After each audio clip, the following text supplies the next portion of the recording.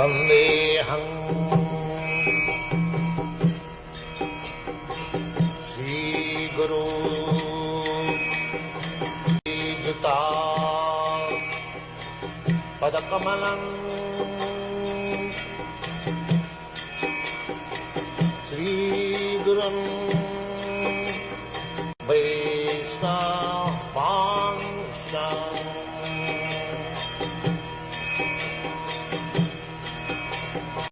Hare Krishna everyone, welcome back to the 45th episode of Paripraśna. So in the last discussion, in the previous episode, we have discussed how Diti's untimely union with her husband sage Kashyapa resulted in the conception of two demoniac sons, Hiranyaksha and Hiranyakashipu. And they are not yet born, they are still in the womb of their mother, and already there is so much of widespread darkness.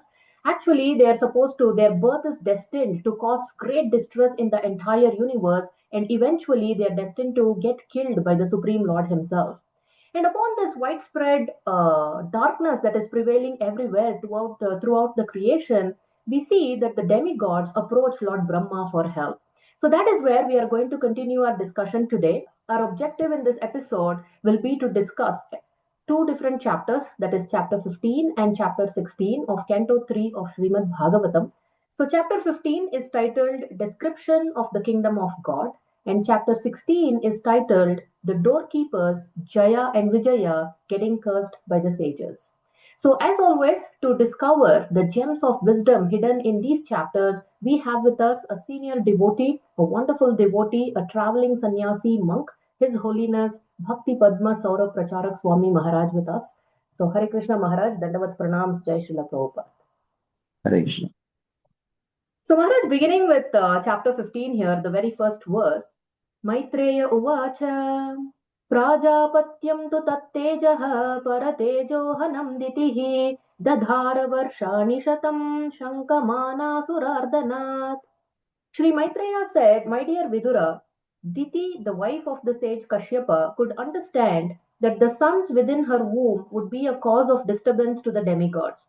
As such, she continuously bore the powerful semen of Kashyapa Muni, which was meant to give trouble to others for 100 years.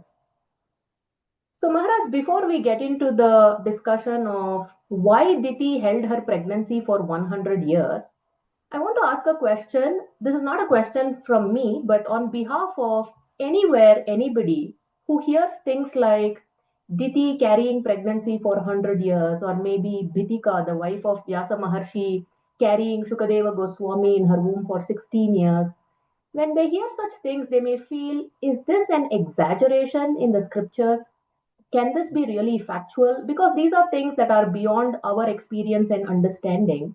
So what do you have to say to clarify to those individuals? You have answered the question already, because there are certain things which are beyond our understanding. Everything we see from the prism of human intelligence and human experience. We hear Kashyapa and Diti, they are not ordinary people. They are great rishis. And they have so much of control over material nature because of their being empowered personalities. They are Prajapatis. Kashyapa is a Prajapati. Prajapati means one who is a person who inundates the world with population. So they have special powers. Okay. So sometimes we just limit everybody to our own experience and then think that everybody should be like me only. That is the nature of every human. That Atmat Pashyate Jagat. You perceive everybody as your own. Hey, how can you do that? Just because you cannot do, somebody else cannot do that. So that's the problem. So these are all not just ordinary humans. They are great rishis and Prajapatis. The Prajapatis, they have the power to do that. Wonderful, Maharaj. Now, she already knows her husband has predicted that Hiranyaksha, Hiranyakashipu will be born and what are they destined to meet out with. So why is she holding the pregnancy for 100 years? Is she hoping against hope that she is going to prevent this whole thing somehow? See, Diti, she was very much worried that once my children are born, they will create a great deep trouble to the devatas, the devotees of the Lord, and because of that they'll be cursed. And not only that, Diti was also afraid that they will be killed by the Lord. So she could not tolerate her own children being killed by Vishnu.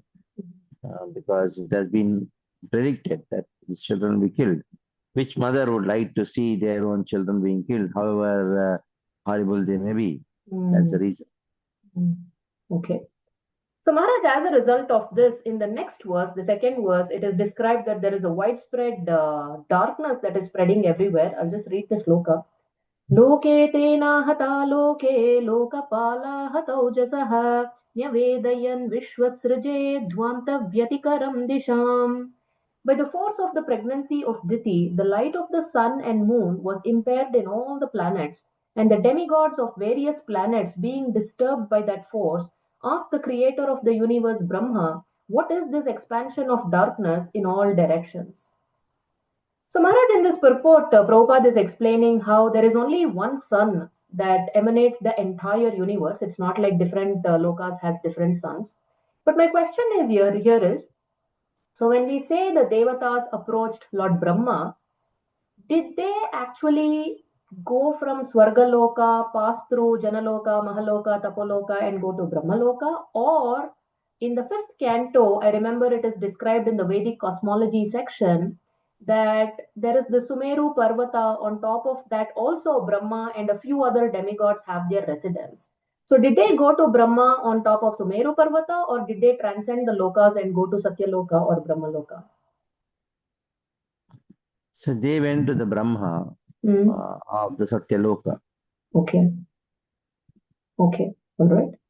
Yeah. So Maharaj, in the next few verses, this Deva Uchuhu, this whole section, if we read, demigods are glorifying Brahma like as though he is the Supreme Lord. They are saying you are beyond time, but we know that even Brahma, although as great as he is still under the jurisdiction of time. It is only Krishna who is beyond time. They are saying, Brahma, you are the source of the Vedas. But we know Tene Brahma Hridayadi Kavaye, actually the source of the original source of Vedas is Krishna. So, like this, they go on describing. So, why are they praising Brahma like as though he is the Supreme Lord? So, see, Brahma, in the heart of Brahma, Krishna is there in the form of Hiranyagarbha. So, the glorifications of the Devatas is directed to the Paramatma in the heart of Brahma. Okay. So, in this way, we understand that for when the Devatas glorify, or even some glorifications are there in the Vedas to a particular Devata, those glorifications are directed to the heart of the Paramatma in the heart of that particular Devata. Okay. And these Devatas, they receive the potency from Krishna only. And Brahma receives the potency from Krishna. So sometimes these Devatas are being glorified as the Supreme Lord in the Vedas. It is because they are addressing the demigods as a Shakti Avesh. So to conduct those activities they require potency, and the potency is received by Krishna, received by the demigod from Krishna. So even Hiranyakashipu also worshipped Lord Brahma and then glorifying him as the Supreme Personality of Godhead. So in this way, there is nothing wrong in doing so, because they are seeing that particular aspect of Brahma as being the empowered Shakti Avesh Avatar. Okay. No problem in that, in this kind of descriptions. You should understand that. Okay. And so once they finish praising Brahma in this way, in the 9th verse, Sattvam vidatsva shambhumam stamasa lupta karmanam adhabradayaya drishtya apannan arhasikshitum. The demigods prayed to Brahma, "Please look upon us mercifully, for we have fallen into a miserable condition. Because of the darkness, all our work has been suspended." And same thing in the 10th verse. As fuel overloads a fire, so the embryo created by the semen of Kashyapa in the womb of Diti has caused complete darkness throughout the universe. So looks like Maharaj, all their glorification was leading for them to seek protection from Lord Brahma from this darkness. So looks like this is Sakama Bhakti, not Nishkama Bhakti. So what is the place of Sakama Bhakti in contrast to the prayers coming from a place of pure devotion? See, the demigods, they are Sakama Bhaktas only. See, Sakama and Nishkama is applied only to Krishna. Okay. So here the demigods are approaching Brahma and of course addressing him as the Supreme Personality of God. Mm-hmm. It is not even Bhakti. Want to speak of whether it is Sakama or Nishkama. Mm-hmm. Bhakti is always directed towards Krishna. Mm-hmm. Bhakti, there may be a person who is doing Nishkama but is approaching a demigod. Mm-hmm. It is not even Bhakti. Correct, yeah. So there can be no Bhakti for any demigod. Mm-hmm. Bhakti is only applied to Krishna. Mm-hmm. It can be Nishkama, Sakama, and all. Many kinds, many varieties are there, not just two. Mm-hmm. Hundreds of varieties of Bhakti, categorized in different ways, as a different subject matter. Mm-hmm. But here it is just they are approaching out of fear to Brahma, and it's natural for anybody out of fear to approach somebody who is superior. Okay. So now Brahma is very pleased with their prayers and he is reciprocating. He's starting to answer. Brahmo vacha manasa me sutayushmat purvajasanakadayah cherurvihaya saloka lokeshu vigataspruhaha. Lord Brahma said, "My four sons, Sanaka, Sanatana, Sanandana, and Sanat Kumara, who were born from my mind, are your predecessors. Sometimes they travel throughout the material and spiritual skies without any definite desire. त एकदा भगवतो वैकुण्ठस्य मलात्मनः ययुर्वैकुण्ठनिलयं सर्वलोकनमस्कृतम्." After thus traveling all over the universes, they also entered into the spiritual sky, for they were freed from all material contamination. In the spiritual sky, there are spiritual planets known as Vaikunthas, which are the residents of the Supreme Personality of Godhead and his pure devotees, and are worshipped by the residents of all the material planets.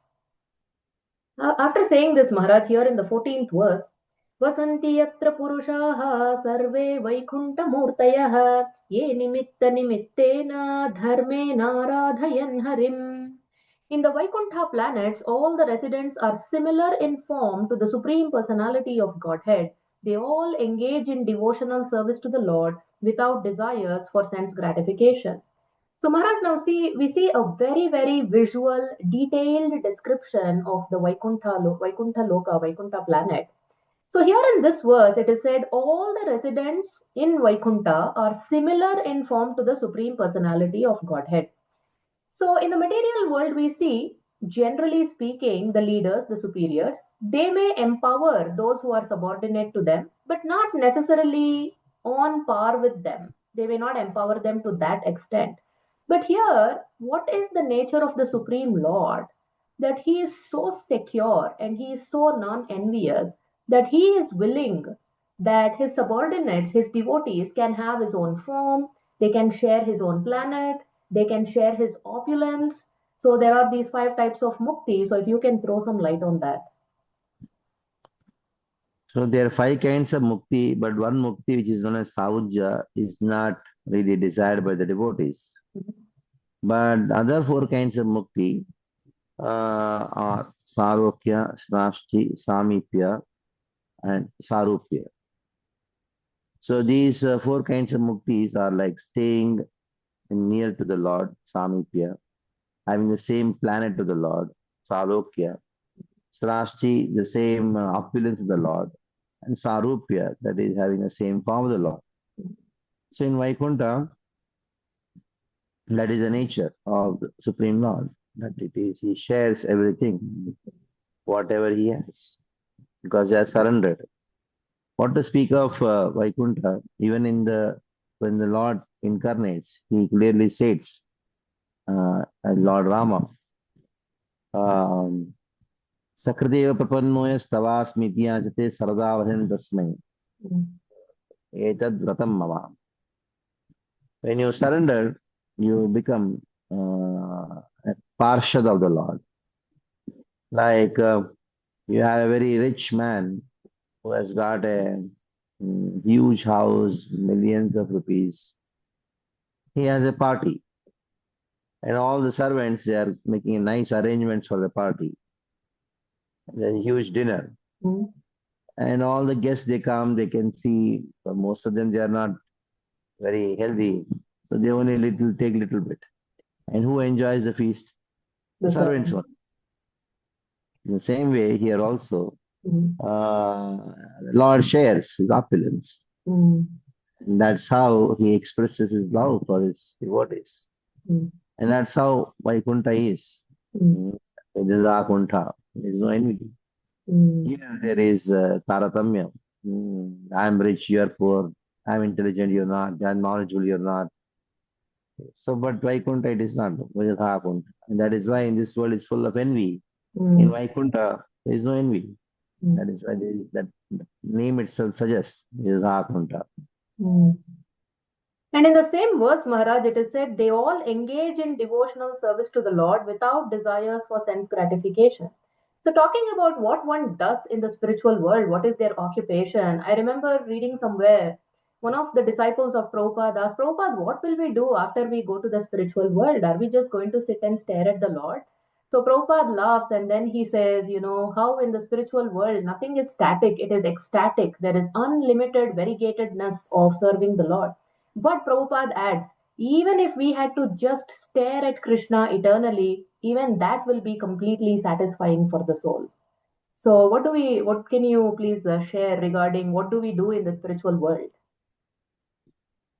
So, like whatever we do in the material world, we do in the spiritual world.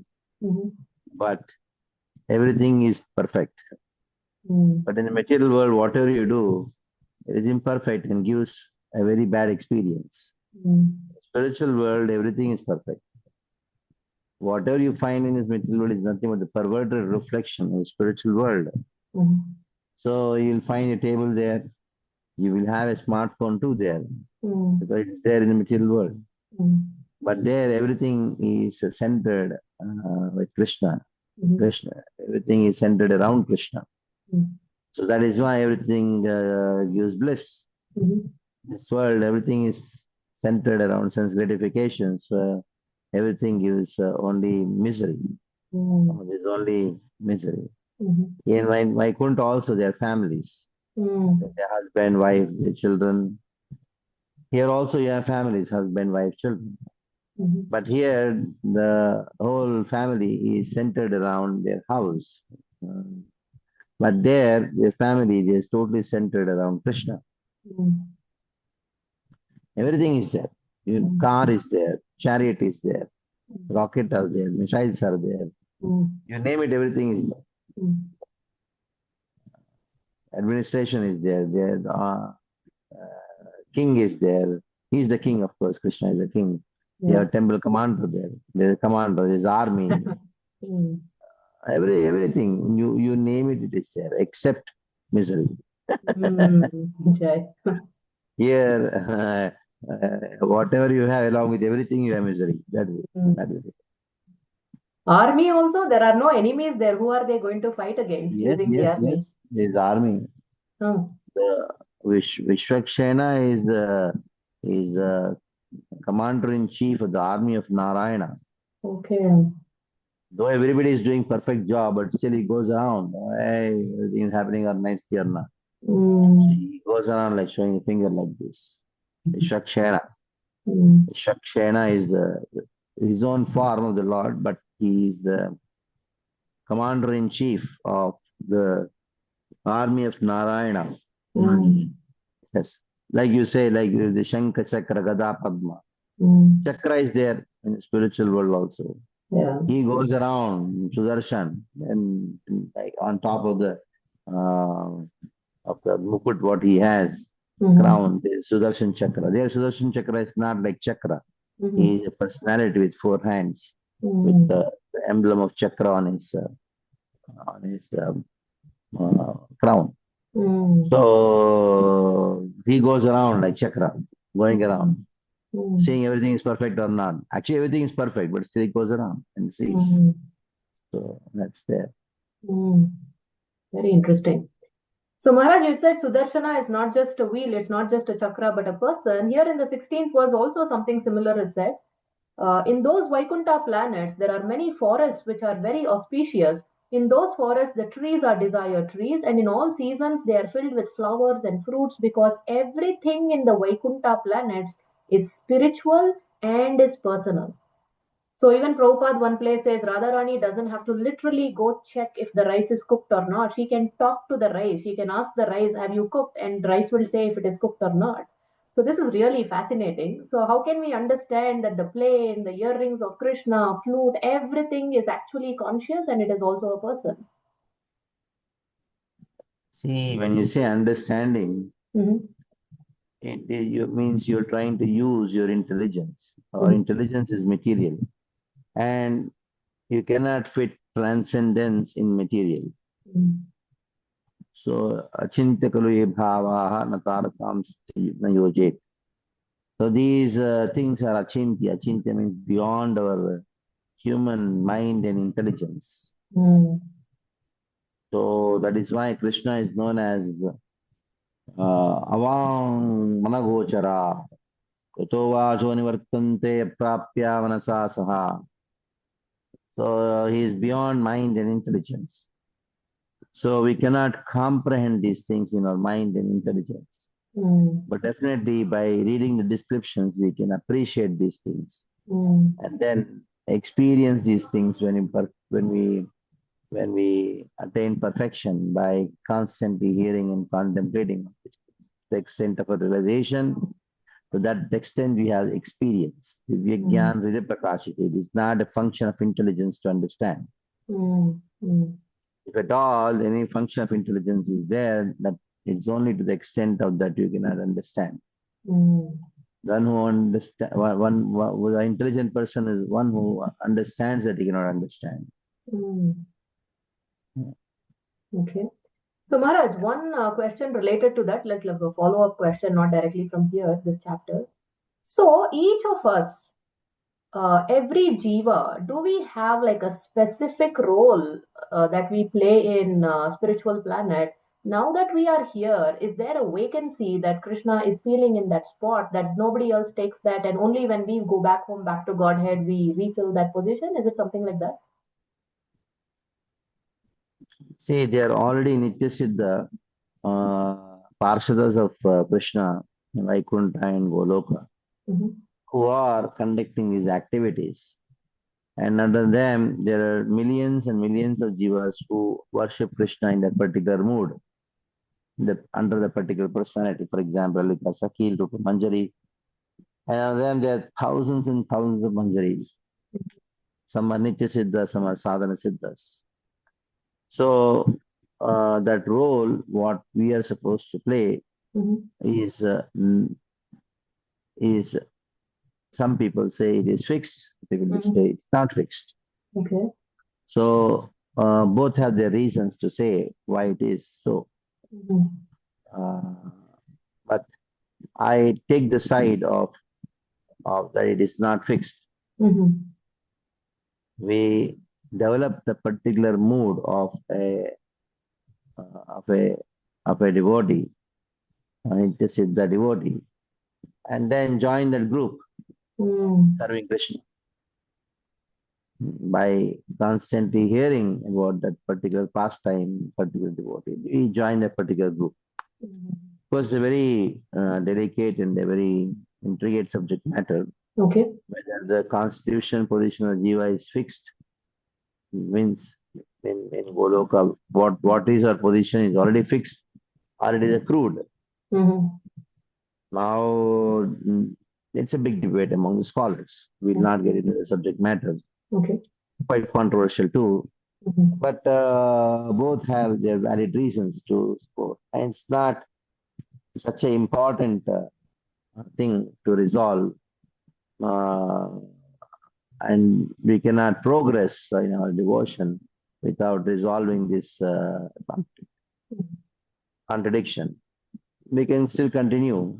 You can take any side, but I take the side of uh, you by hearing by a particular devotee of a particular pastime, of a particular mood in which the Nitya Siddha is serving Krishna, you can imbibe the taste and then like and then meditate on that particular pastime, follow in the footsteps of that particular devotee in Dhavan and attain that particular position. So it is not a subject matter for Pariprashna, but just keep it now for this particular section. Thank you, Maharaj. So, Maharaj, we are getting into some descriptions of Vaikuntha planet. So, I'm just reading the translation of the 15th verse. In the Vaikuntha planets is the Supreme Personality of Godhead, who is the original person and who can be understood through the Vedic literature. He is full of the uncontaminated mode of goodness, with no place for passion or ignorance. He contributes religious progress for the devotees. Okay, I think we can move forward. In the Vaikuntha planets, the inhabitants fly in their airplanes accompanied by their wives and consorts and eternally singing of the character and activities of the Lord, which are always devoid of all inauspicious qualities. While singing the glories of the Lord, they deride even the presence of the blossoming Madhavi flowers, which are fragrant and laden with honey. So, Maharaj, what can you share with us about this very pure and elevated consciousness of those who are present in the Vaikuntha planets? Here, everybody is, like you said, they have their own planes, there is full of opulence, they have their wife, their concerts, all kinds of things, but nobody is engaging in sense gratification. Rather, they are engaging in the service of the Lord, they are seeing the glories of the Lord to the extent that even Madhavi flowers, the fragrance is coming, and they are thinking, "Oh, this is a disturbance to our service," because they are so absorbed in serving the Lord. Yeah. So, in the material world, every jiva or every living entity, when he or she sees something, immediately thinks of how I can enjoy it. So, on the other hand, in the spiritual world, everybody is just thinking how to serve Supreme Lord.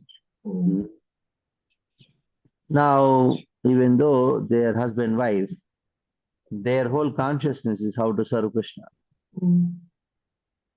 And they are eternally husband wife there. There's no divorce. Okay. And they have a child also, and the child doesn't grow there. He will be serving as a child. Narayana, Krishna. And like when you see a child coming to your program or temple, there's kind of a special happiness you have. Okay, children also coming, very nice. So there in Vaikuntha, you require children also. Narayana feels very happy. Oh, this child has come to see me. Very more than being happy because the parents have come. He said, oh, the child has also come. Very good. So the attention is fixed only on Krishna. So anything which actually is drawing their attention away from Krishna, we can become disturbed. In spite of the deviations which appear to come, their whole mind is fixed, especially when the fragrance is so beautiful, so wonderful, it is very intoxicating. So it disturbs their singing, and they say, hey, what is this going on? No, we want to sing. We want to sing. Why we should divert our attention? For all these things, we want to be engrossed in singing the glories of Krishna. In this way, they are always constantly thinking of glorifying Krishna. Beautiful. So, Maharaj, here we see not just the people of Vaikuntha, but even the birds, the flowers, everybody's consciousness is so elevated. So, here it is said, when the king of bees hums in a high pitch, singing the glories of the Lord, there is a temporary lull in the noise of the pigeon, the cuckoo, the crane, the chakravaka, the swan, the parrot, the partridge, and the peacock. Such transcendental birds stop their own singing simply to hear the glories of the Lord. And in context, the same context, the flowers as well. Mandara kunda kurabotpala champakarnam punnaga naga bakulambuja parijataha ganderchite tulasika bharanena tasya yasmin stapassu manaso bahumanayanti. Although flowering plants like the mandara, kunda, kurabaka, utpala, champaka, arna, punnaga, nagakeshara, bakula, lily, and parijata are full of transcendental fragrance, they are still conscious of the austerities performed by Tulasi, for Tulasi is given special preference by the Lord, who garlands himself with Tulasi leaves. So, what can we learn from such elevated consciousness, Maharaj? We had to become like that. Yes. That is what you learn. When you have some, well, they are the inspiration. Mm-hmm. Descriptions of Vaikuntha is nothing but inspiration to all of us. As simple as that. Okay. So, and also it is said, the ladies in the Vaikuntha planets are as beautiful as the goddess of fortune herself. Such transcendently beautiful ladies, their hands playing with lotuses and their leg bangles tinkling, are sometimes seen sweeping the marble walls, which are bedecked at intervals with golden borders, in order to receive the grace of the Supreme Personality of Godhead. So, wow, even these ladies, they are seen sweeping the marble walls. Although Prabhupada is writing in the purport, there is no dust on them, but they're still cleaning just so they can get the grace of the Lord. Even the dust is pure there. Even dust, Chintamani Prakara Sadmasu Kalpavruksha. The dust is also pure there. That's the speciality of yeah. Okay. So, Maharaj, there is so much to discuss, but in order to keep the conversation going, I'm just going to fast forward a few things. So, we'll get to the Jaya Vijaya episode. Just one second, I'll just skip a few slokas here. Okay, I'm just jumping to the 26th verse. Thus the great sages Sanaka, Sanatana, Sanandana, and Sanat Kumara, upon reaching the above mentioned Vaikuntha in the spiritual world, by dint of their mystic yoga performance, perceived unprecedented happiness. They found that the spiritual sky was illuminated by highly decorated airplanes piloted by the best devotees of Vaikuntha and was predominated by the Supreme Personality of Godhead. After passing through the 6 entrances of Vaikuntha Puri, the Lord's residence, without feeling astonishment at all the decorations, they saw at the 7th gate 2 shining beings of the same age, armed with maces and adorned with most valuable jewelry, earrings, diamonds, helmets, garments, etc.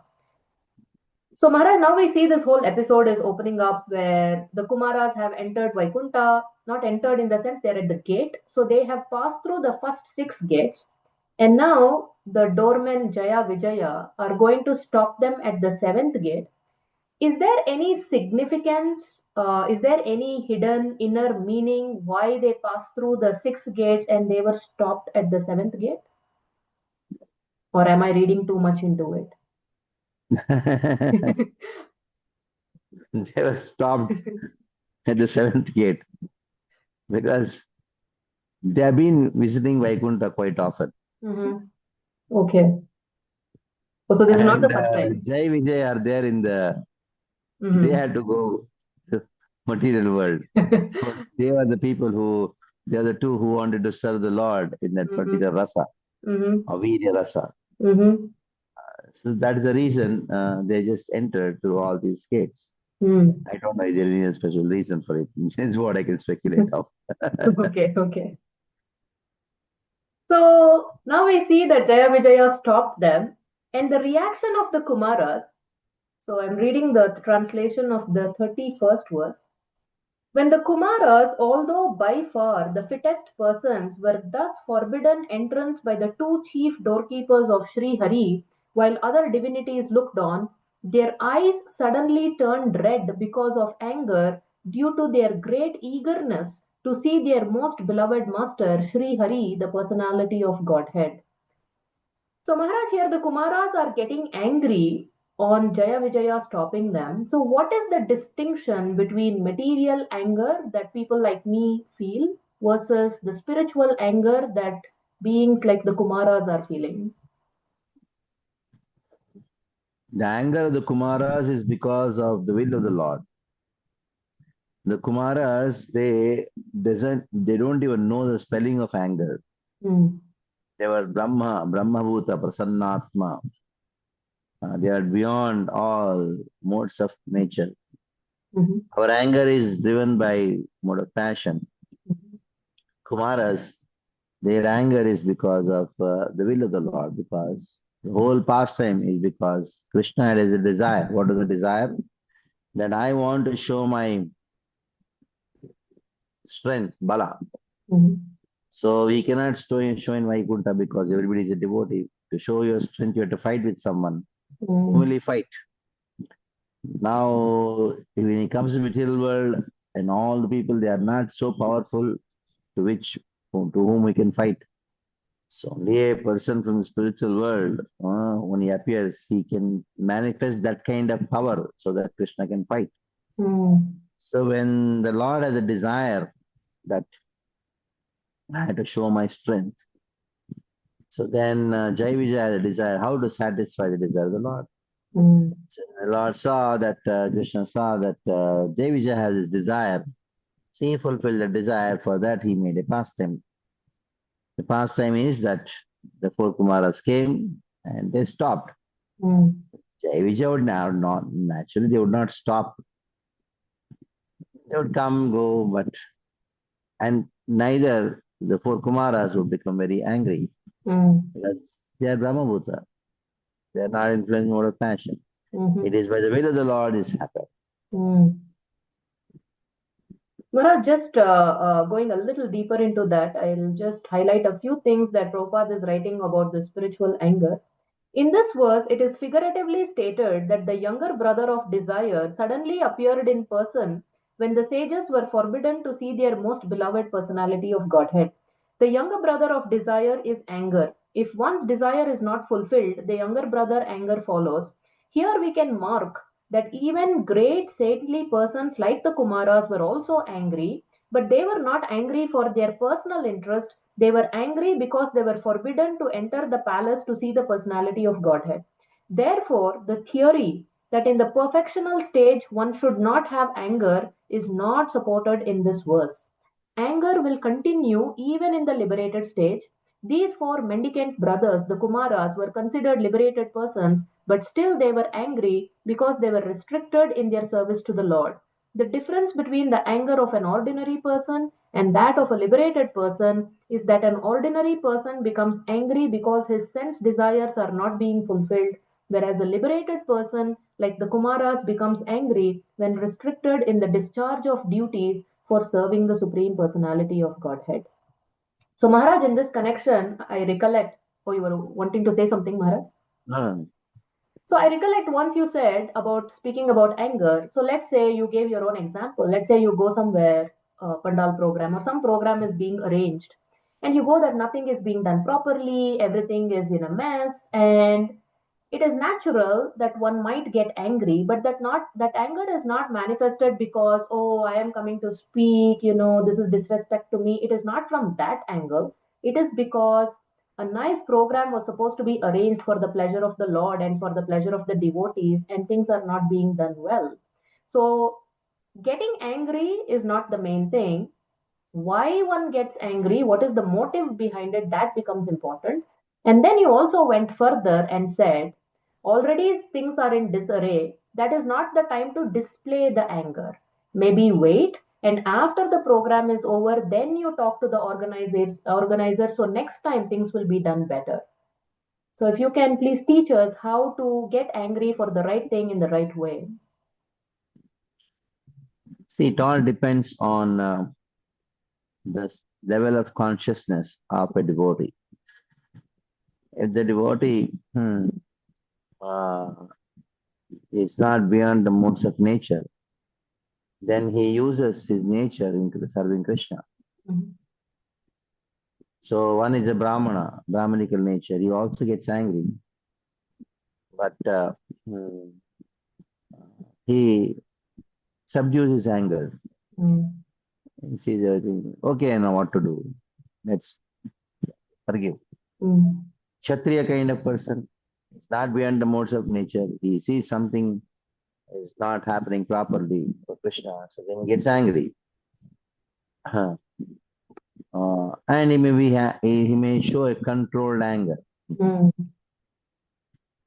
because it is the nature to do so.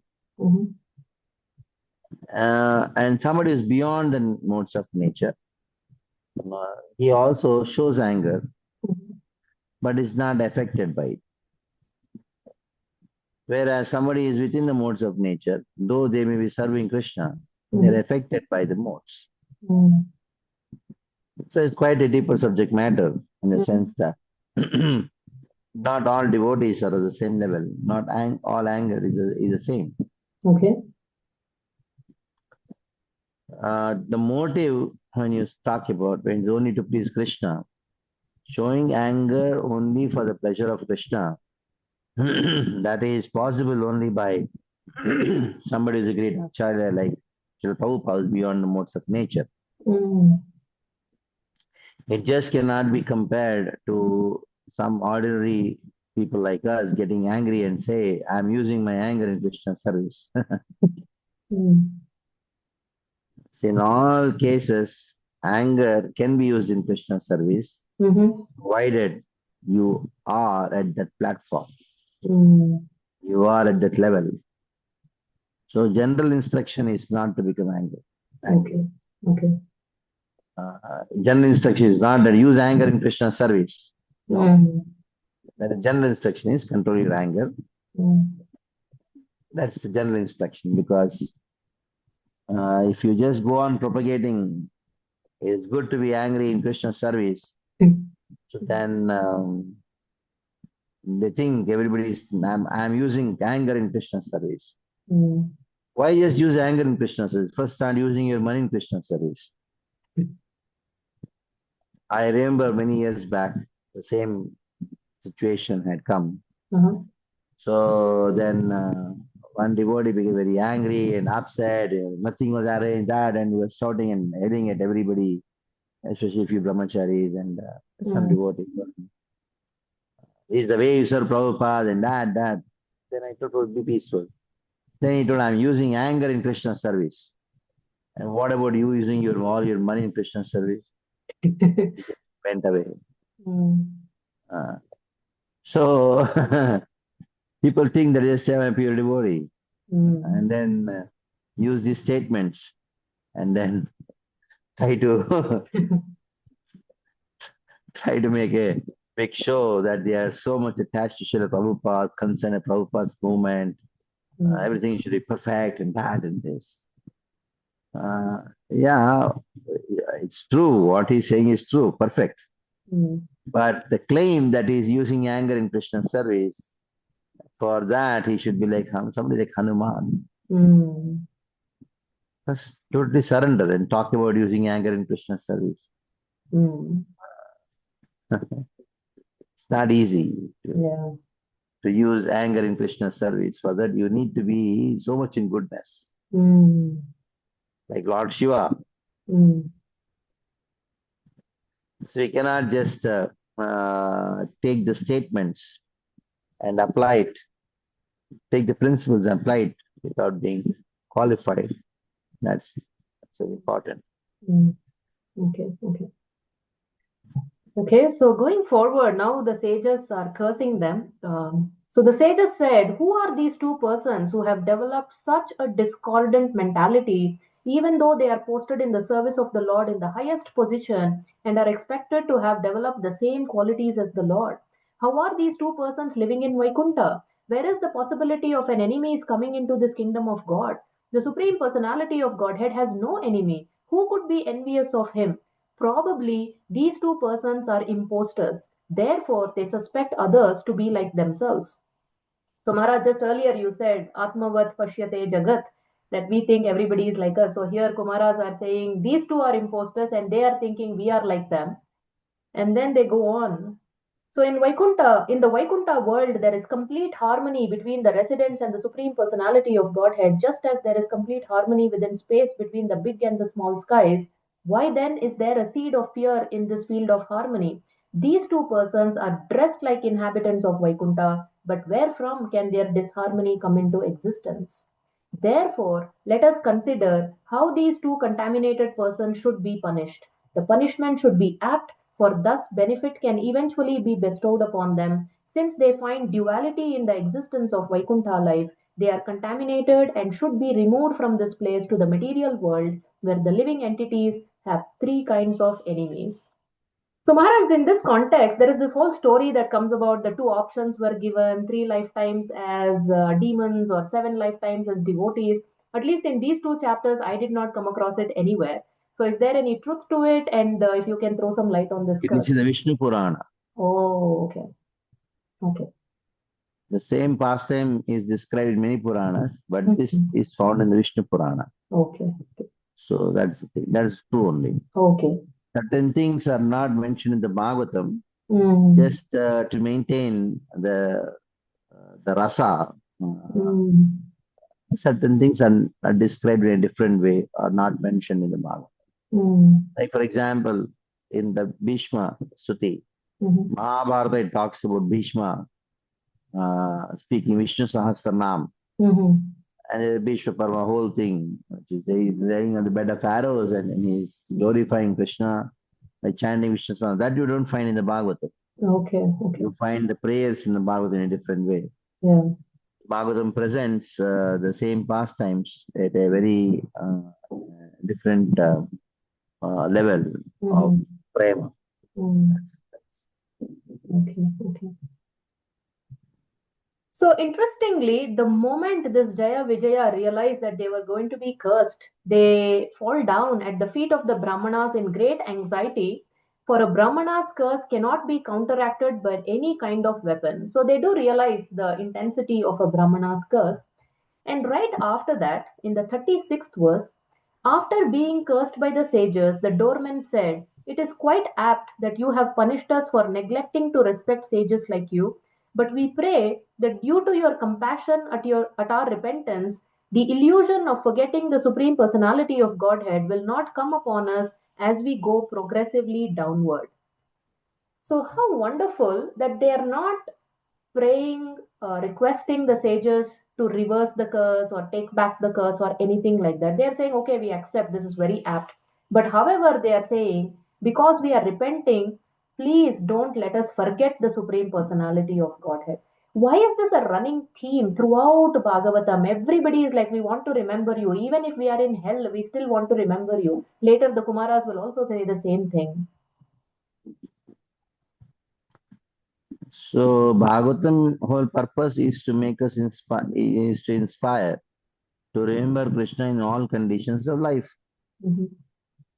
So how will the inspiration come when you speak about the devotees who are so exalted? They also express the same mood. When we hear these pastimes, we imbibe that mood. Mm. That's the reason we have this Bhagavatam, the whole purpose of Bhagavatam. Mm.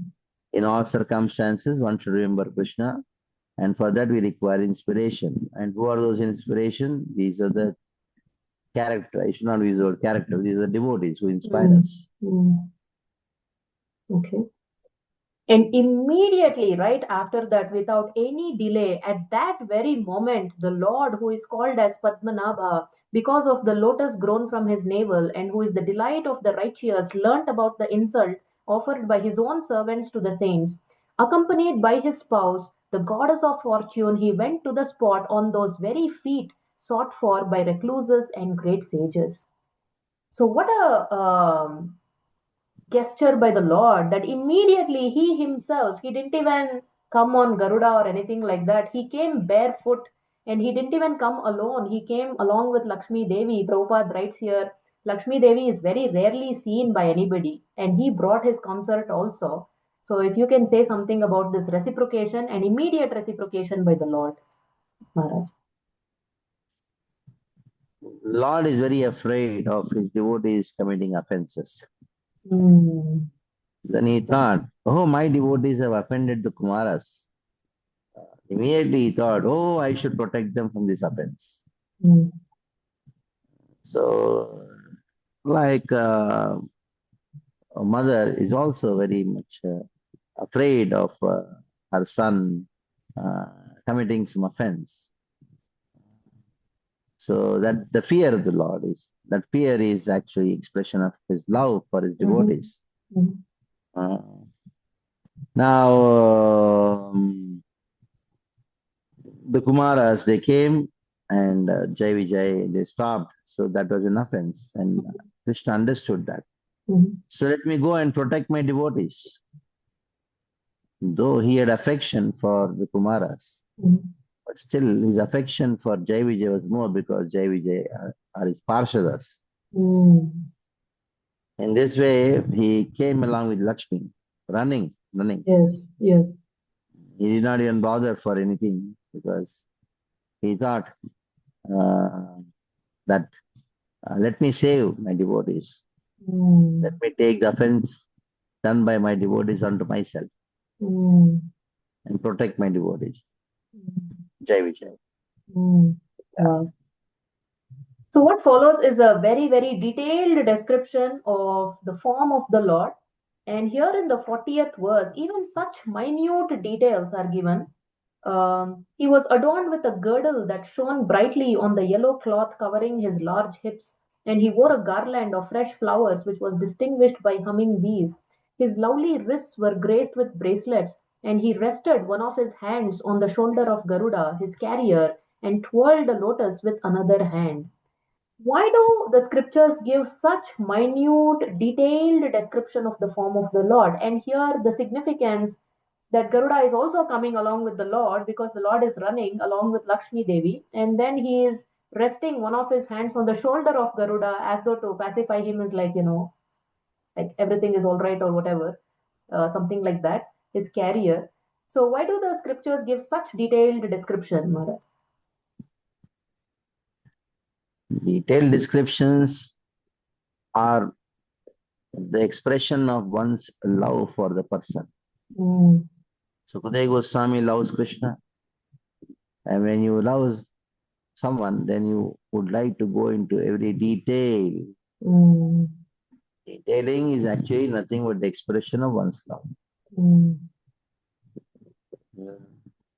Uh, even in this world also, when you love something, you describe in detail. Yes. Somebody think, hey, why are you talking so many details? What time pass you're doing? Come to the point. Mm. Now he doesn't know the point. The point is detailing is nothing but an expression of one's love. Mm. So sometimes somebody becomes bored of hearing the details because he doesn't have love. Mm. So somebody who has love, even though he has no much knowledge, whatever he knows, he goes into the details of it. Mm. Mm. So the same thing here. Every detail is described because of Sukadeva Goswami's love for Krishna. And the devotee also relish going into the details. Mm. That's it. Very beautiful. So love is in the details. So 43rd verse, something significant happens here. Tasyaravinda padaravinda kinjalka mishra tulasi makaranda vayuhu antargatasva vivarena chakara tesham sanshobhamaksharajusham chitta tanvoho. When the breeze carrying the aroma of tulasi leaves from the toes of the lotus feet of the personality of Godhead entered the nostrils of those sages, They experienced a change both in body and in mind, even though they were attached to the impersonal Brahman understanding. So, if you can share something about this, Maharaj, where how the sages went from being Brahmavadis to pure devotees. A person becomes attracted to Krishna by the mercy of devotee. Here, the mercy of Tulasi Mhm. is being described at how the fragrance entered the nostrils of the Kumaras. Mhm. Then what happened? Their mind and body became agitated. Mm. So they experienced some exclusive bliss. They were completely amazed. We are already experiencing bliss. But what is this bliss? That was the Mm. amazement. And this bliss was something very unique because they start crying. Mm. For them, crying is material, but now here the tears started flowing to their eyes, and they thought, "Hey, what's happening? What's happening? Mm. We are fallen down or we are elevated?" That was the confusion. Mm. Huh? And the hair started standing on their hands. This Mm. perspiration, perspiration was there. Mm. Uh, uh, in this way, the fragrance Mhm. of Tulasi, it totally conquered the mind and then the body and everything of the four Kumaras. Mm. And they experienced that the bliss which they were experiencing uh, of Brahmananda, became insignificant. Hmm. Mm. And the experience of Madhurima of Krishna, that overpowered the Brahmananda. And Mm. that's the whole purpose of Bhagavatam. Mm. When Narada told Vyasa, you write Bhagavatam to prove Mm. this point, Mm. that even liberated souls, they worship Krishna. Wow. Atma Muneyo Nirgranta Gurukrame Kurvanta Hetujam Bhakti Mitham Bhuta Gano Hari Guno Hari. Mhm. When they hear the gunas of Krishna, even those who are Atma Rama, they give up their Brahmananda, they and accept that and become Krishnananda, Bhaktiananda. Mm. So two examples. One is the four Kumaras, the other one is Sukadeva Goswami. These two examples are the most important example. That makes this Bhagavatam really a Bhagavatam, and unique Mm. and distinct from the Puranas. Other Puranas talk about by Bhakti you get Mukti, Mm. but Bhagavatam is actually talking about how when Muktas do Bhakti. Wow. Wow. Mm. So, Maharaj, again, I'm fast forwarding in the interest of time. I'm jumping to the 49th verse here where the Kumaras are praying to the Lord. O Lord, we pray that you let us be born in any hellish condition of life, just as long as our hearts and minds are always engaged in the service of your lotus feet. Our words are made beautiful by speaking of your activities, just as tulasi leaves are beautified when offered unto your lotus feet, and as long as our ears are always filled with the chanting of your transcendental qualities. So, have the Kumaras, the Lord hasn't spoken yet. They just had this very nice darshan of the Lord. And seems like the Kumaras are already feeling guilty that maybe they've made a mistake, quote unquote mistake, by cursing the dear devotees of the Lord. And already they are probably anticipating the Lord might demolish or, send them to the hellish condition or something. So they're saying, even if we are born in hellish condition of life, just as long as our hearts and minds are always engaged in your service. So, is this what is going on here, Maharaj? Is that why they are praying like this? Yes, definitely. Already they are repentant. Mm. But both of them are after cursing, we curse you for no reason. They Jai Yeah. Vijay fell at their feet already. This is there. Mm. And being completely captivated by the beauty of Krishna, Mm-hmm. they are not having the fear of being sent to hell, Mm. but they have the fear of losing that bliss. Mm. Mm. That is why they are praying to the Lord. We don't Mm. want to lose this bliss anymore Mm. of attaining bhakti towards you. Mm. So even though we are in hell, we don't mind. You send us to hell, no problem. Mm. Don't give the punishment uh, of uh, of we giving up bhakti for you. Mm. Mm. Even we give this benediction of bhakti, Mm. which is beyond liberation. Mm. So that is why we pray to you that we just want only one thing. Our ears should be always be attracted to hearing the glories of you. Mm. That is the only prayer we have. So that our ears are constantly hearing about Krishna by hearing your form, your beauty, your katha, etc. Mm. Then even though we are anywhere in the world, we are not affected by this. Mm.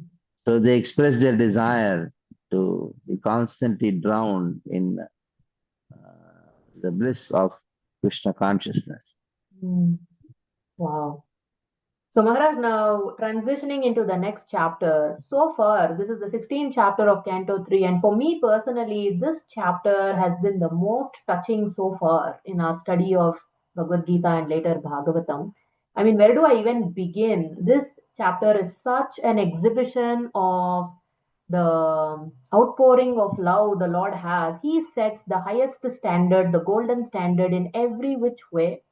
So, of course, we don't have the time to get into all the details of it. Multiple PhD theses can be done just on the verses spoken by the Lord here, the kind of reciprocation and all that. So, maybe we'll touch here and there just a little bit, barely scratching the surface. So, after hearing the Kumaras pray like this, so the Lord starts reciprocating.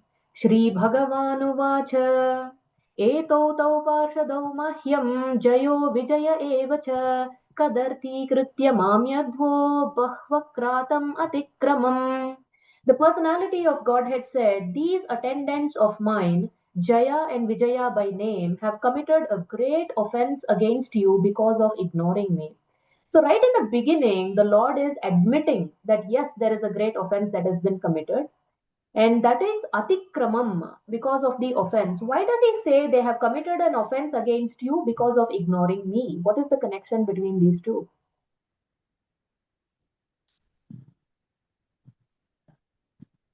See, they forgot. Uh, the Lord says they forgot that you are my guest. Mm-hmm. They did not understand my relationship with you, the Kumaras, the Brahmanas. Mm-hmm. So they ignored me, and that Mm-hmm. is why they committed an offense towards you. Mm-hmm. Though they have ignored me, I will not ignore them. Mm-hmm. I will not ignore them. That is the whole thing. Mm-hmm. They are my servants. So I consider their offense as my offense. Wow. In this way, it is my responsibility. Servant's offense is my offense. Mm-hmm. In this way, the Lord expresses He is going to manage the entire thing now. Mm-hmm. He is glorifying the four Kumaras for they being the greatest Brahmanas. At the same time, he is expressing his exclusive affection for Jai Vijay. Mm-hmm. Yeah. So, like you just now pointed out, O great sages, I approve of the punishment that you who are devoted to me have meted out to them. To me, the Brahmana is the highest and most beloved personality. The disrespect shown by my attendants has actually been displayed by me because the doormen are my servitors. I take this to be an offense by myself. Therefore, I seek your forgiveness for the incident that has arisen. The Lord is seeking forgiveness. Yes, Wow. I am begging forgiveness. Mm. In Krishna, begging forgiveness from the four Kumaras is because of his affection for Jai Vijay. Mm. That shows affection. Mm. You forget about them. I'll beg forgiveness from their side. Mm. So though he says that I beg forgiveness because I worship the Brahmanas, but Mm. actually he's saying I beg forgiveness because I love my devotees. Mm. My devotees, my servants, my parshadas are superior to you Mm. because I am more affectionate to them than anybody else. Since my servants disrespected you, I consider that I have committed the offense to you. Mm. That means the offense committed by Jai Vijay, Krishna took upon himself. Mm. Like a father, he sees that his son has committed a big crime, Mm. or sometimes he would have taken some loan from somebody and then he has lost all the money. Mm. Now some people have come and say, hey, you are taking money, give this 2 crore rupees back. Mm. And the father doesn't know anything of this. Mm. Father says, okay, he has done a big mistake. He is a nonsense person. Don't worry, I'll pay the loan for him. Mm. Mm. So, though he is scolding the son, Yeah. that scolding is actually a expression of his affection. Mm. I'll take care of it. Mm. Wow. So Maharaj, very instructive in the very next verse. A wrong act committed by a servant leads people in general to blame his master, just as a spot of white leprosy on any part of the body pollutes all of the skin. So here in the purport, Prabhupada is writing, the devotee's duty is to be always conscious in his dealings with others, especially with another devotee of the Lord. A devotee should be blameless because any offense by the devotee is a scar on the Supreme Personality of Godhead. So, how this is so instructive, Maharaj, how we should Yeah, be very. Yeah. but Isaiah Prabhupada, he draws an instruction from this particular pastime, Mm-hmm. saying that how one should be so careful. Like the example is given in this verse that of there's a small white spot on the entire body. Mm-hmm. And then what they say? They would not say his skin is uh, not proper. Mm-hmm. He say he's a leper. Mm-hmm. Though the problem is with the skin, but people will not criticize the skin. They will criticize the person. Like when you go out somewhere and then you don't behave properly, but you have put tilak and you are with them, Mm-hmm. then people will not criticize you. Mm-hmm. What kind of person you are, they will not say. People will Mm-hmm. say, Hare Krishna wale aise hi hai. Mm-hmm. They'll criticize the entire body. Mm-hmm.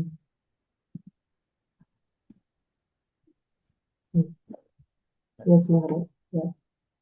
So, Maharaj, is there any limit to which the Lord can go? Is there a limit at all? Because here he is saying, anyone in the entire world, even down to the Chandala, who lives by cooking and eating the flesh of the dog, is immediately purified if he takes bath in hearing through the ear the glorification of my name, fame, etc. Now you have realized me without doubt. Therefore, I will not hesitate to lop off my own arm if its conduct is found hostile to you. So the Lord is saying, I'm willing to even cut off my arm in order to protect my devotees.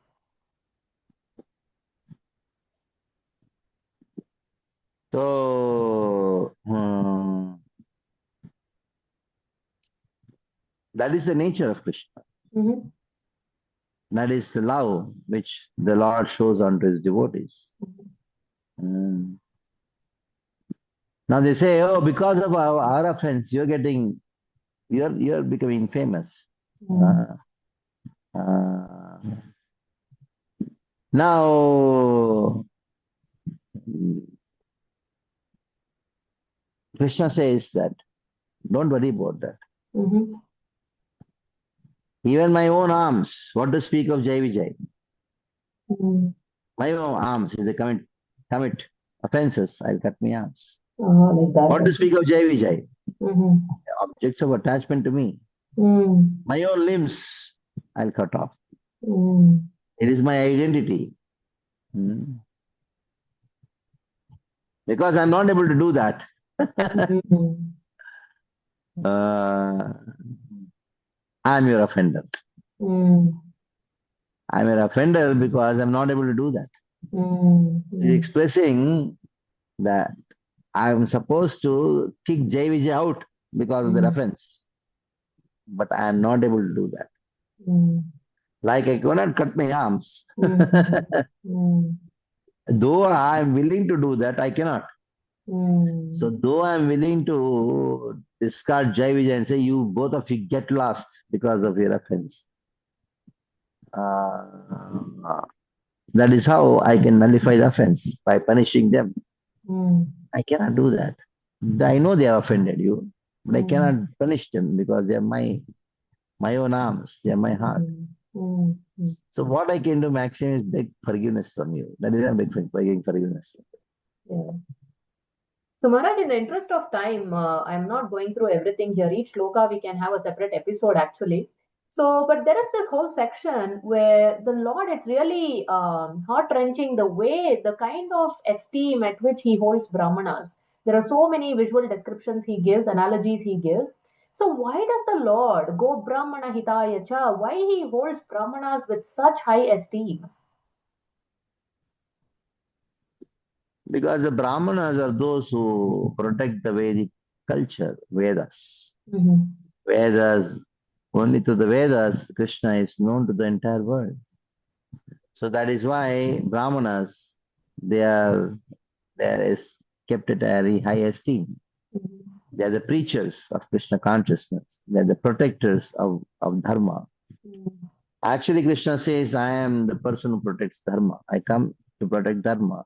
And actually, who protects Dharma is the Brahmanas who protect Dharma.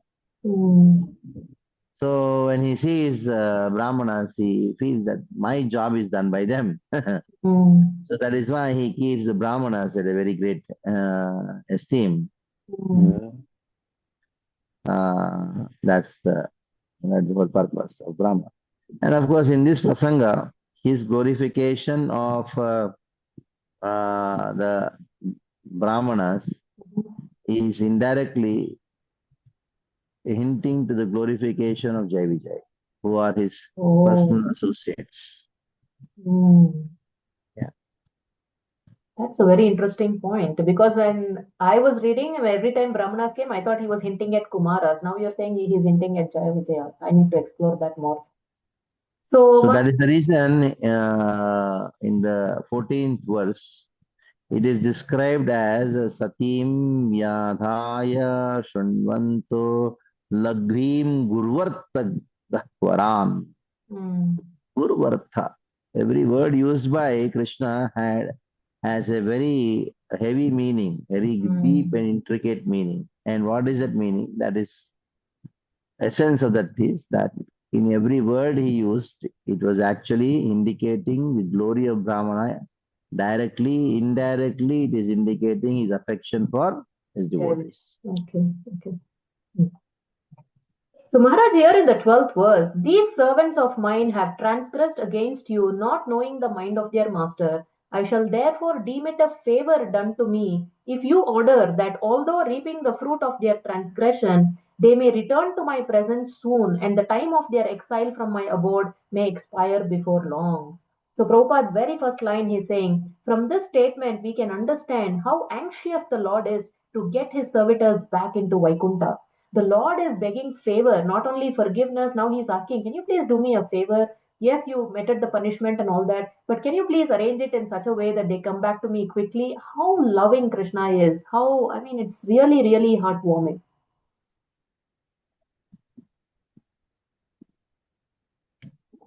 So Krishna says, when the love is there, there cannot be any control over it, control emotions. Yeah. So when someone loves you, or you love someone, then there is no logic functions. Love is beyond all logic. You just cannot have any explanation why it is so. In love, everything is fair in love and war. Yes, indeed. So it's uncontrollable.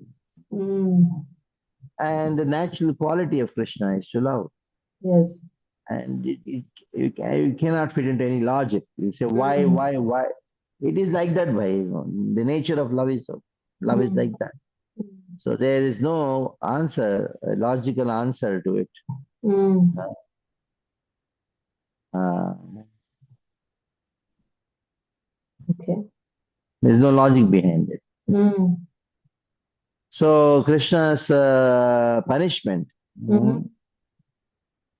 this punishment is actually mercy to them, not punishment. So let them go quickly and then come back. Yeah. So that's the mood which Krishna is expressing to the Kumaras. So Maharaj, just like you arrange that punishment in such a way that they'll go and come back quickly. What do they do? Let them go, no problem, because whatever you said should happen. But they should come back quickly. So beautiful. So Maharaj, as you entered just a while ago, after the Lord spoke like this, the Kumaras, they are so enamored by the charming speech of the Lord, but however, they are confused. What is he trying to say? So even the Acharyas, Vishwanath Chakravarti Thakur is actually saying the Lord through his speech is actually condemning Kumaras. But however, here directly when we read, it seems like the Lord is glorifying the Kumaras. And the Kumaras are also confused. They're saying like, what do you intend to do? So on just this aspect, if you can just share something, Maharaj.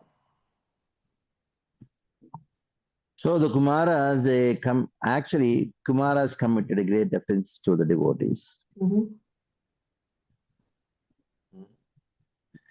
In spite of they committing offense, the Lord showed them special mercy.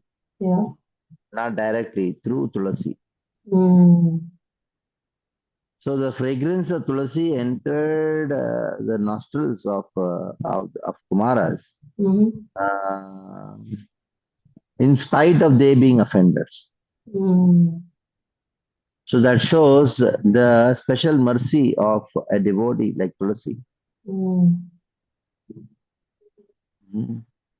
Interesting.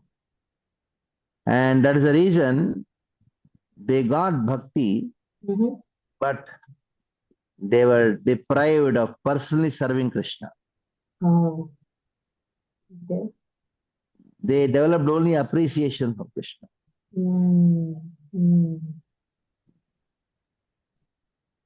So what happens by the offense is your affection for Krishna reduces. So that's how the real offenders are actually Kumaras, not Jai Vijay. Wow. Jai Vijay, they are far superior to the Kumaras. The Kumaras, they are Brahmanas. Jai Vijay are personal associates of the Lord. Parshadas. So what happened, the four Kumaras, they offended because of their offense. What bhava they are supposed to get, they could not get it. At the same time, they were shown mercy. At least they became devotees. They started appreciating the beauty of Krishna in the Shantarasa. Jai. 25th verse. So it's very interesting. The Lord has not directly criticized the Kumaras. He's not pointed any fingers at them. But however, the Kumaras themselves are saying, "Oh Lord, whatever punishment you wish to award to these two innocent persons," they're calling Jaya Vijaya innocent now, "and also to us, we shall accept without duplicity. We understand that we have cursed two faultless persons." What a transformation of heart in the Kumaras. And then as a result of that, the way the Lord speaks again, Shri Bhagavanuvacha, Etau suretaragatim pratipatya sadyah, sambrahma sambrita samadhyanubadha yogo, bhuyas sakasham upayasyata ashu yovah, shapo mayaiva nimitastadaveta vipraha. The Lord replied, "O Brahmanas, know that the punishment you inflicted on them was originally ordained by me, and therefore they will fall to a birth in a demoniac family, but they will be firmly united with me in thought through mental concentration intensified by anger, and they will return to my presence shortly." So, how wonderful of the Lord! He's reassuring them, it was all ordained by me. So the rishis, the Kumaras, they accepted, okay, oh Lord, whatever punishment you give to us, whatever punishment you give, then it's up to you. Up to you. It is because the Kumaras, they understood that Krishna loves Jai Vijay more than us. And all the drama only Krishna only did. Because they're having that kind of intelligence to understand the words of Krishna when he said that they are my associates. You curse my associates. And now by cursing my associates, actually, when you say they are my people, they are my people. What does it mean? You curse my people. And then when the Kumaras, they cursed Jai Vijay, you go, you're not fit to be in Vaikuntha. Then the Lord said, yes, your punishment onto the Kumara, onto Jai Vijay is permitted by me. Your curse cannot affect my associates. Okay, just as a respect for you, I have allowed that punishment to come on to you.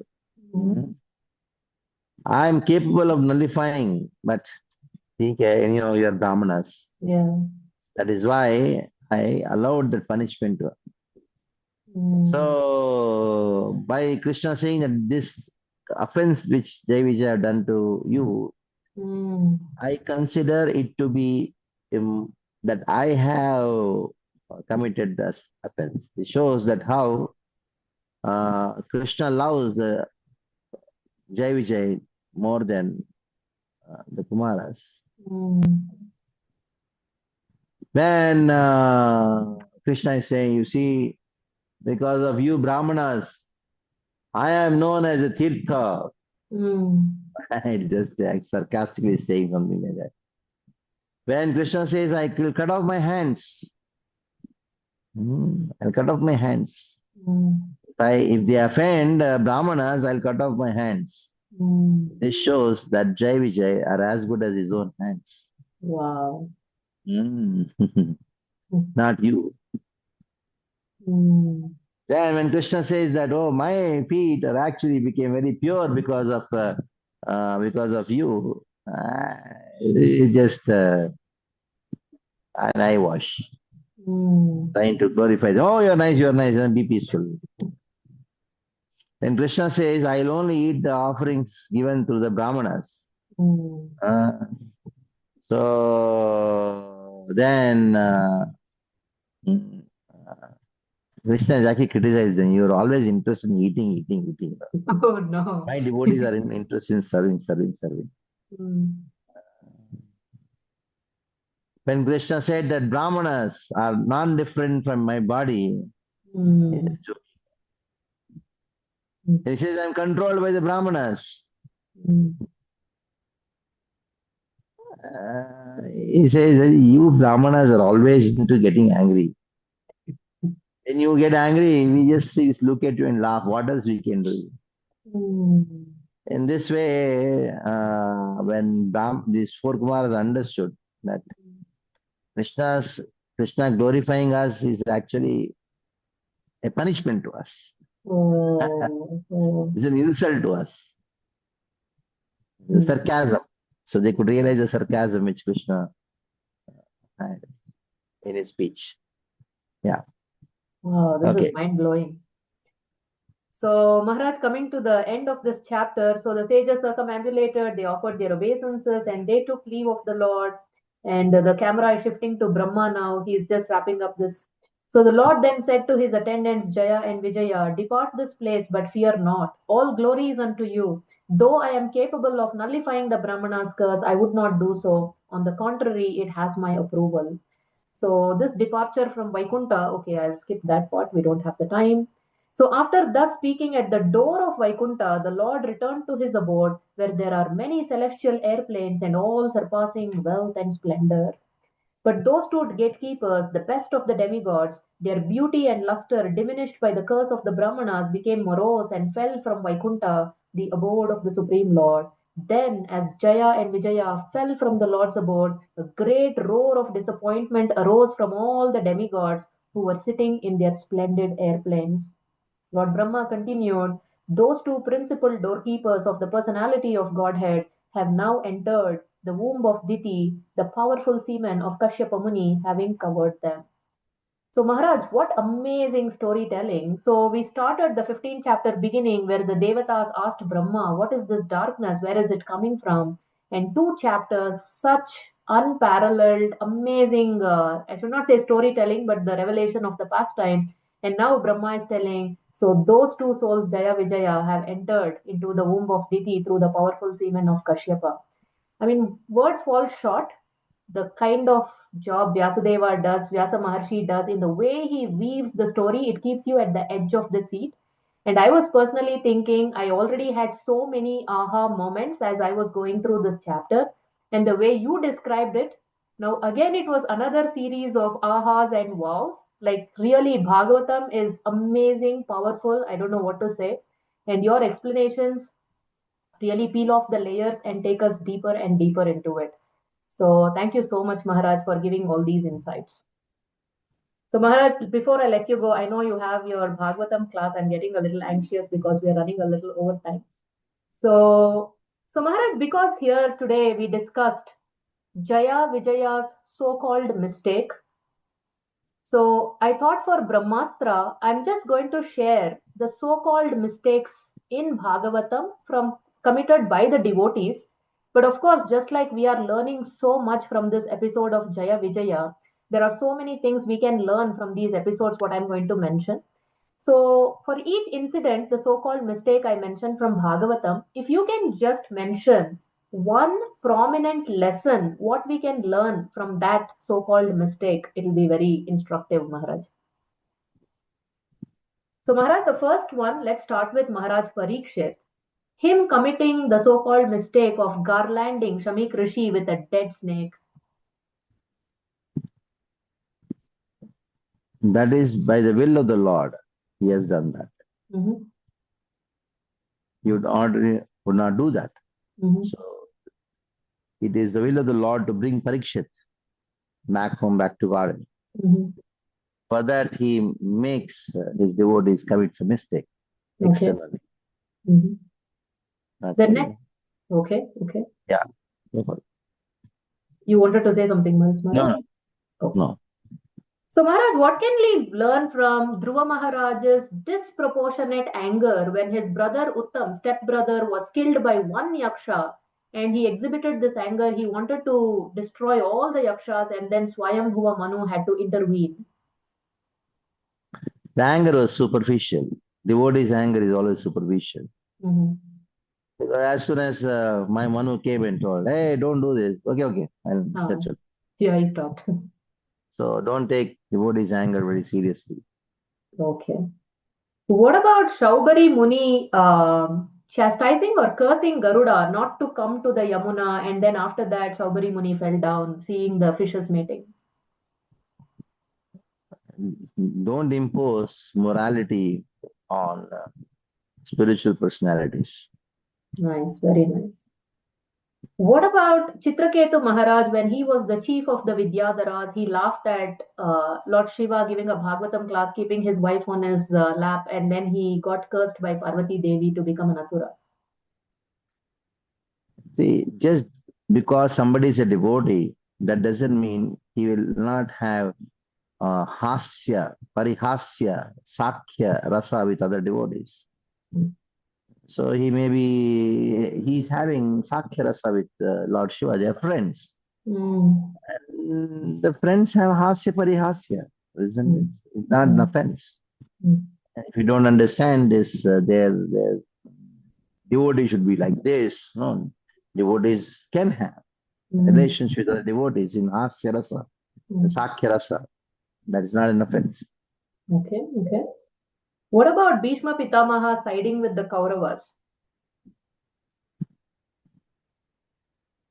Of course, there are many reasons why. Most important reason is that he showed to the entire world, Krishna through Bhishma showed to the entire world, even though my devotee is on the other side of from my opposite side, the enemy's side, still he is very glorious. He is not contaminated. Rather, he is on my opposite side, enemy's side, only is to purify them. My devotees, wherever they are, they just purify. See, Bhishma would have not really be on the side of the Kauravas. Krishna's will to destroy the Kauravas would have not happened. So it's a game plan of Krishna. Okay. Game plan of Krishna. He has so many game plans. Okay. So, Maharaj, right now you're doing your Bhagavad Katha in Pinjore, Haryana. So, day before yesterday, you were enlightening everybody on the Dambandhan Leela. So, in that context, the so-called mistake of Mother Yashoda, where she put baby Krishna down when she was feeding him milk to protect the Padma Ganda milk, what can we learn from Whatever devotees do this only for the pleasure of Krishna. that? So in this way, in the spiritual world, even in Krishna's pastimes, mistakes reach its perfection. In material world, even the right things also have right things also wrong. Okay. What is the opposite of mistake? What is the word used? Correct. Okay. We'll go with that. Yeah. Even in the spiritual world, let me put it this way, spiritual world, even a mistake is also a good take or a right take. In this Yes. world, a right take is also a mistake. Rhyming. So next one, Maharaj. This is from Ramayana. So Rama helped Sugriva to retrieve his wife by killing his brother Vali, and Sugriva was supposed to reciprocate the same to Rama, but he got so engrossed in sense gratification, then Rama had to send Lakshmana. So what can we learn from this slip from Sugriva? You should be always having kritagyata. If you don't have, then you'll face Lakshmana's fury. Okay. The next one, what can we learn from Sita Devi's getting enamored by the Maya Mruga, the deer, the golden deer? If you get enamored by Maya, then Ravana mind will come and capture you. Hijack. Okay. What about Daksha Prajapati committing this grave mistake of criticizing Lord Shiva on his perceived disrespect that he did not stand up? Just because somebody is junior to you, that doesn't mean he's not advanced than you. Definitely, Lord Shiva being son-in-law is supposed to respect Daksha, social position. So socially, somebody may be inferior to you, junior to you. Somebody may be not having as much of knowledge as you are. You may be a senior devotee, junior devotee. So that doesn't make the other person, junior, so-called junior, not advanced than you. Way more advanced than you because he's more engrossed in Krishna consciousness. The social distinctions of senior, junior has nothing to do with one's advancement in Krishna consciousness. Be careful even in dealing with juniors. Yeah. What about the Prachetas? I don't know much about this episode, but I think they burnt all the trees or something like that. Yeah. So they burned the trees. Then Vanakanya came and then they got married to Vanakanya. So the anger of the devotee is actually not to be perceived from the material platform, material wise. There is a spiritual reason behind it. Okay. What about the Yagnik Brahmanas ignoring the Gopabalas completely and refusing to give them any prasad? this shows that fear covers your love for Krishna, fear of somebody in this world. They have fear of Kamsa. If we serve Krishna, then Kamsa may not give dakshina. Oh, I didn't know this. Okay. Ah. Interesting. The last one, Maharaj. King Druga giving the same cow unknowingly in charity to two brahmanas, getting cursed, becoming a lizard in the well in Dwaraka. By hearing this story, don't stop giving charity. Okay. So by giving charity, you may become a lizard, but you'll become a lizard in Dwaraka. That is more, that is greater fortune. Jai. Super. Thank you, Maharaj. I know you're running late for your Bhagavatam class. Week after week, you're taking out your precious time and really helping us discover these precious jewels, mining them out from Bhagavatam. So I'm so thankful, Maharaj. I'm again going to go back and read these. It's so amazing. So very, very indebted to you. Thank you so much, Maharaj. So Hare Krishna, everyone. There we go. We have barely scratched the surface of chapters 15 and 16 of Canto 3 of Srimad Bhagavatam. I kindly urge you to please go back and read these verses. In the interest of time, we have skipped so many verses. We simply didn't have the luxury to discuss all of it. This is just to trigger your curiosity. So please read these chapters before you come back to the next episode. And don't go anywhere. This cosmic drama is going to get more and more fascinating. So we will catch you next episode. Until then, as always, stay inquisitive and stay Krishna conscious. Take care. Hare Krishna. Hare Krishna, Maharaj. Hare Krishna. Hare Krishna.